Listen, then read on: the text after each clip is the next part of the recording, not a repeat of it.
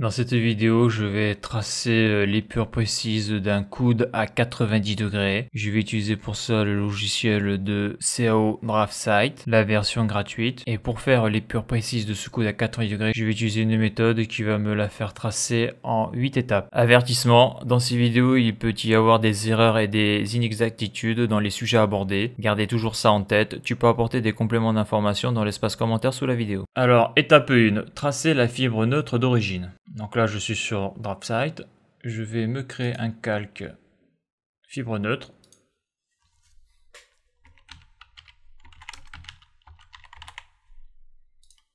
Je vais mettre une couleur rouge.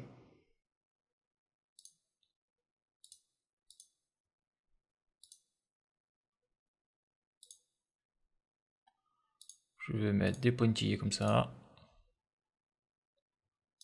Voilà, je sélectionne le calque.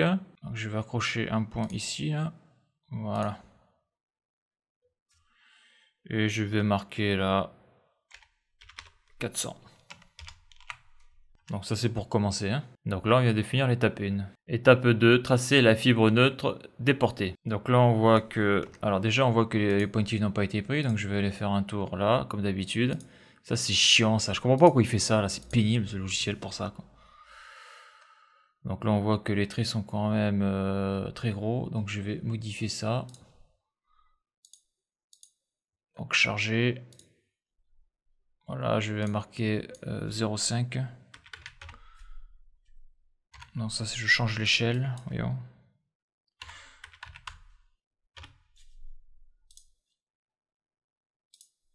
Voilà, donc là c'est déjà beaucoup plus petit. Donc là je vais donc tracer l'autre axe, donc je vais le mettre ici là. Voilà. Donc ça c'est ma fibre déportée. Donc là tu vois là, ça c'est un bug de ce logiciel là. C'est que j'ai pas les mêmes pointillés, quoi. Ça me désole ça. Donc je vais l'effacer celui-là. Je vais le refaire.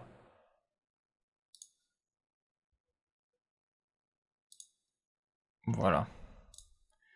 Donc là, ici j'ai la fibre neutre d'origine, ici j'ai la fibre neutre déportée. Donc là il va falloir dessiner le coude à 90 degrés. Donc je vais faire ça donc avec de l'acier en 3/4 de pouce en 20-27 avec un tube en 20-27. Et je vais utiliser donc une cintreuse hydraulique Virax dont le rayon de cintrage sera de 65 mm. Donc j'enregistre.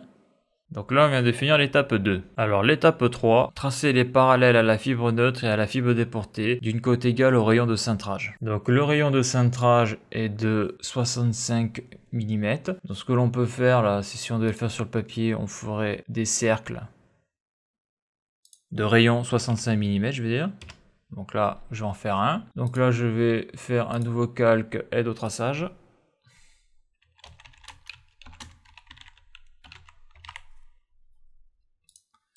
On va le mettre en blanc et on va le mettre en entrée continue. Donc là, voyons, est-ce qu'il l'a pris? Ouais, je suis curieux de voir s'il l'a pris.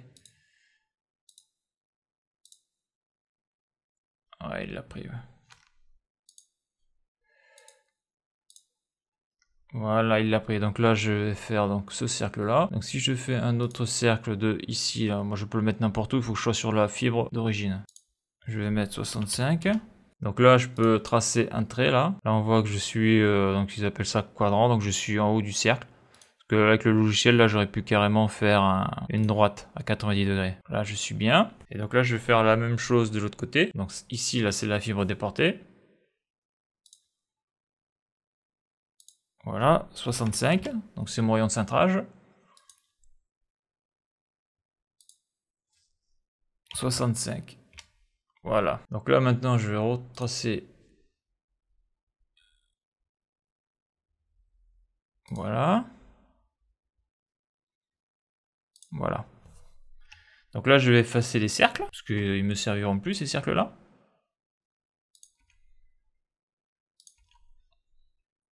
Là, je contrôle la côte. On va prendre une côte linéaire. Hop. Je suis perpendiculaire et on voit que je suis bien à 65. Donc ça, c'est bon. Et si je fais une côte de l'autre côté, Je suis perpendiculaire, je suis bien à 65. Ok, là on vient de terminer l'étape 3. L'étape 4, le croisement des deux parallèles tracés nous donne le point de centre O. Donc là, le croisement de ces deux parallèles, ici, m'indique le point O. Et donc là, ici, là, ça va être le point qui va me servir à tracer mon rayon de cintrage pour faire mon coude à 90 degrés. Donc là, je vais marquer point O. Donc je vais sur texte. Et je marque O. Voilà, donc après je peux prolonger ce trait là. Pourquoi je prolonge ce trait là? Parce que alors, je vais faire comme ça, hop. Donc c'est toujours la mode du milieu pour... Donc là on zoome et pour bouger il faut appuyer sur la mode du milieu. Donc là on voit que le trait il est un peu tordu là. Donc ici on a le point haut et ici là on aura le début de cintrage et là on aura la fin de cintrage. Donc là ça sera ligne droite. Ici, le cintre va commencer et là, ça sera après ligne droite. Donc voilà, début de cintrage, fin de cintrage et ça, c'est le point haut pour tracer la courbe. Donc là, on vient de finir l'étape 4. Étape 5, tracer le début de cintrage D dans le prolongement de la parallèle. Donc là, je viens de le faire là. Donc en réalité, ça quand on trace un coude à 90, on le fait directement. Donc là, ce que je vais faire... si je vais, comme j'ai dit tout à l'heure. Donc là, j'ai dit que c'était un tube de 20-27. Donc 27 divisé par 2, ça fait 13,5.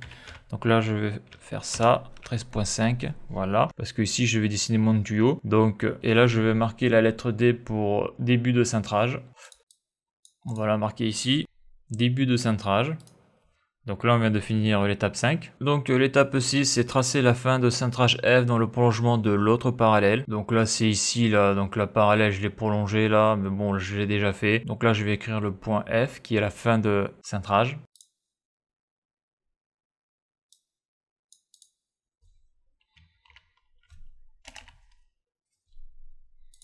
Donc là, on vient de finir l'étape 6. L'étape 7, tracer un arc de cercle représentant la fibre neutre du coude en partant du début D, donc début de cintrage, jusqu'à la fin F, fin de cintrage. Donc là, je vais mettre sur fibre neutre. Je vais choisir le cercle. Ici, je prends le point, donc le centre, c'est le point haut là. J'ai le point haut. Je marque mon rayon de cintrage par rapport à ma cintreuse hydraulique qui est de 65 mm. Voilà, je trace. Donc là, on le voit bien ici, là. Ici, là. J'ai ma fibre neutre. Donc là, ce que je vais faire, je vais supprimer les traits dont je n'ai plus besoin. Donc je sélectionne l'outil fractionné. Donc il faut toujours se méfier de cet outil-là. Parce que quand on zoome pas assez, on croit qu'on a pris le bon trait, mais on n'a pas pris le bon trait, quoi. Voilà. Donc ça, après, je peux le ramener ici.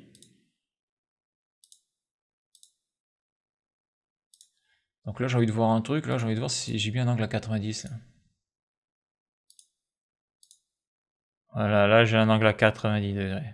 Là, j'ai un angle à 90. Et là, je vais faire une cote angulaire. Et là, je dois avoir un angle à 90. Donc là, j'ai bien un angle à 90, donc ça c'est bon. Donc là, on vient de finir l'étape 7. Donc l'étape 8, tracer un cercle égal au diamètre du tube à cintrer sur la fibre neutre et tracer la fibre intérieure et extérieure. Donc là, on a la fibre neutre. Ici, on va avoir la fibre intérieure, donc c'est par rapport au rayon de cintrage. Et ici, là, on va avoir la fibre extérieure. Donc là, c'est facile. Donc là, je prends mon centre haut là, hop. Donc j'ai un rayon de cintrage de 65 mm. Donc j'ai un tuyau en 20-27 et j'ai mon rayon de cintrage qui est de 65 mm. Donc il faut que j'enlève de 65 mm, il faut que j'enlève le rayon du tuyau. Donc 27 c'est le diamètre, donc ça fait 13,5 mm. Donc 65 mm moins 13,5 mm, ça fait 51,5. Voilà. Et donc bon, ça je vais le changer de couleur, ça je vais faire un calque tuyau.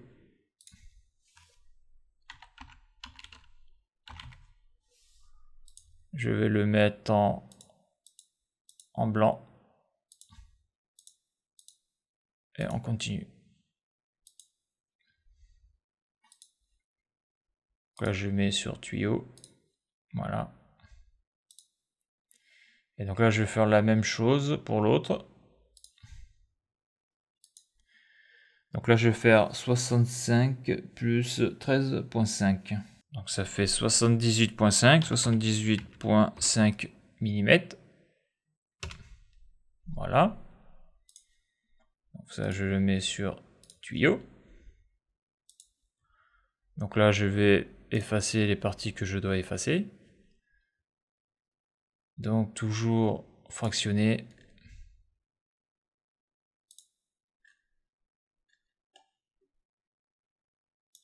Voilà. Et je fais la même chose pour la fibre intérieure.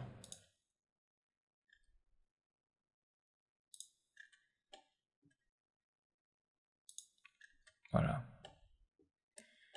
Donc là, on vient de tracer le coude à 90 degrés. Donc là, je vais tracer le tuyau. J'ai choisi le bon calque. Donc, je sais pas, je vais marquer 50 mm. Je vais faire la même chose ici. 50 mm. Je vais fermer le tuyau. Je vais faire la même chose en bas. Comme ça, après, je vais prendre les cotes.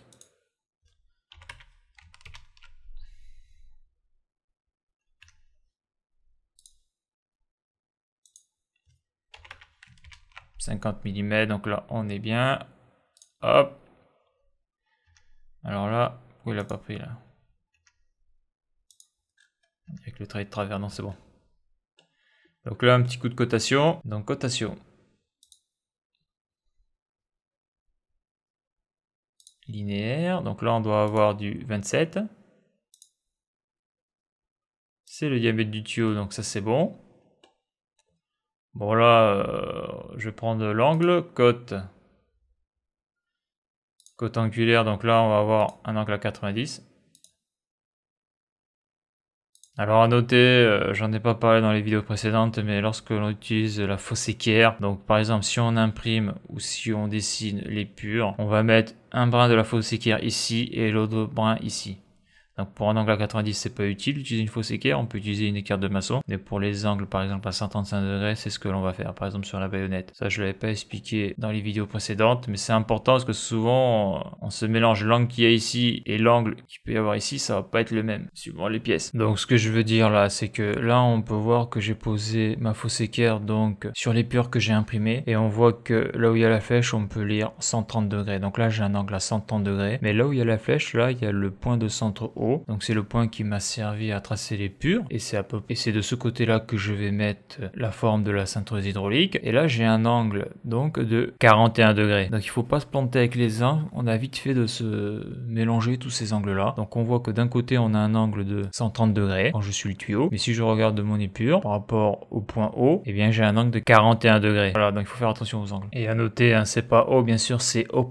Et donc je rajouterai que pour contrôler un angle avec une fausse équerre, ben, c'est pas si évident que ça, surtout lorsque l'on fait des chapeaux de gendarme ou des cuillères à acier, c'est un peu la galère lorsque l'on doit cintrer avec ça. Donc voilà, donc là on vient de finir de tracer l'épure précise d'un coude à 90 degrés. Donc là on vient de finir l'étape 8. Donc à noter que pour faire un coude à 90 degrés à la cintreuse hydraulique, il y a quelque chose qu'il ne faut pas oublier de faire, c'est donc tracer la cote à obtenir sur le tube. Donc ça c'est classique, c'est comme pour les autres, sauf que là, donc une fois que l'on a la cote à obtenir, c'est-à-dire d'axe à axe, il faut enlever, donc soustraire le diamètre intérieur du tube. Donc là, si c'est du 20-27, il faut enlever 20 mm. Donc après mettre le bon repère et après cintrer à la cintreuse hydraulique jusqu'à ce que l'on ait un angle à 90 degrés et après le contrôler à l'équerre. Dans la prochaine vidéo, on va voir le traçage de l'épure d'un coude à épousement ou d'un coude concentrique. Donc c'est quoi? C'est par exemple là on a un coude à 90 degrés et là ici là, on va dessiner un coude, donc il sera à 90 degrés, donc il sera à 90 degrés. Par contre le rond de cintrage va être beaucoup plus grand et ce coude va épouser ce coude là, c'est à dire que si entre les deux fibres neutres il y a 50 mm, et bien pendant toute la courbe de ce coude là, le coude à épousement, il y aura 50 mm en permanence entre les deux fibres neutres. Donc ça on va le voir dans la prochaine vidéo. Pour être plus clair, donc tu vois sur la photo là où il y a la flèche, c'est le petit coude, et donc là où il y a la flèche c'est le grand coude, c'est le coude à épousement, et on voit qu'entre les deux tuyaux à peu près il y a la même distance. Donc là ce coude là à épousement il est pas parfait, mais bon l'idée est là. Sur mon blog tu peux trouver l'article sur les épures que j'ai faites et tu peux télécharger ces épures en fichier PDF si tu as envie de les imprimer pour voir un petit peu ce que ça donne sur du papier. Tu peux accéder à cet article par le biais du QR code que tu es en train de voir à l'écran, ou sinon tu as le lien qui est dans le descriptif de la vidéo. Donc sous sous la vidéo. Alors voilà pour cette vidéo. Si tu as aimé la vidéo, n'hésite pas à la liker et à la partager. Tu peux t'abonner à la chaîne. Tu peux aller voir les articles de mon blog qui traitent de l'électricité, du chaud et du froid. Et pour ceux qui voudraient me soutenir financièrement dans la reproduction de mes vidéos par un don, j'ai un lien PayPal car je n'ai pas de compte Tipeee. Le lien est sur la page d'accueil de la chaîne YouTube. Merci et à bientôt pour une prochaine vidéo.